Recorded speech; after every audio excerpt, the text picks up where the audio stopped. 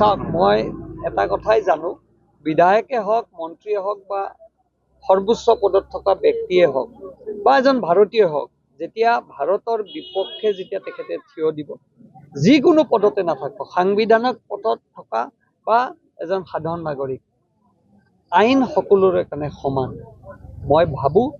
যে সাধাৰণ নাগৰিকৰ কাৰণে যি আইন অৱগত হ'ব সন্মানীয় বিধায়কজনৰো পদত যদিও তেখেত এজন বিধায়ক আৰু সন্মানীয় পদত আছে সাংবিধানিক পদত তেওঁৰো সপক্ষে আইনটো সমান হ'ব বুলি আমি ভাবো আৰু আইন কাৰো কাৰণে দুটা পক্ষ হ'ব নোৱাৰে আইন সকলোৰ কাৰণে সমান সেইকাৰণে এজন সাধাৰণ নাগৰিকে যদি আইনৰ দোষত দোষী হৈছে সেই দোষত যদি বিধায়কো হৈছে তেতিয়াহ'লে সমানেই দণ্ডনীয় হ'ব বুলি আমি ক'ব পাৰোঁ আৰু এইটো দণ্ডনীয় হোৱাটো উচিত আপোনাৰ দৃষ্টিত বিধায়ক পদটো কেনেধৰণৰ কথা কৈছে চাওক বিধায়ক পদটো খাৰিজৰ কথাটো আহিলে এইটো স্পীকাৰৰ কথা এইটো স্পীকাৰ না মোৰ দৃষ্টিতটো মই ক'লো আইনটো সকলোৰে কাৰণে সমান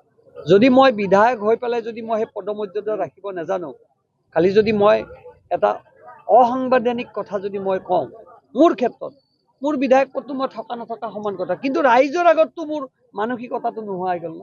এতিয়া ঠিক আছে বাৰু স্পীকাৰে নিয়ম কৰিছে নিয়ম মতে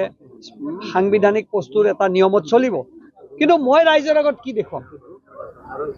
মোৰ জনসাধাৰণৰ আগত বিধায়কৰ সন্মানটো থাকিল নেকি সেইকাৰণে বিধায়ক বা ৰাজ্যৰ মুৰব্বীসকলৰ এটা দায়িত্ব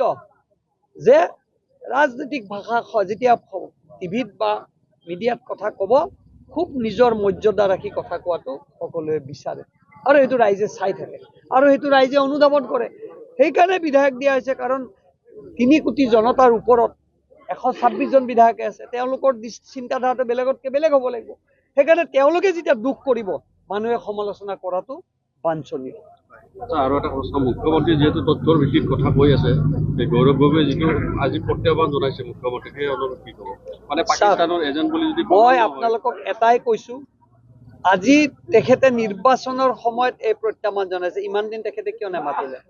আৰু মুখ্যমন্ত্ৰী একদম স্পষ্টতাৰে কৈছে তেওঁৰ বিৰুদ্ধে প্ৰমাণ আছে বুলি কৈছে অহা 2 মাহৰ ভিতৰত প্ৰমাণ কাৰণ SIT গঠন হৈছে SIT প্ৰক্ৰিয়া চলি আছে এই সময়ত মই কথা নকওঁ কিন্তু মই এটা কথা SITক কৈছো যে উচিত তদন্ত কৰি উচিত শাস্তি গৌৰৱ গগৈৰ বিৰুদ্ধে দিব লাগে এইটো কথা একদম স্পষ্ট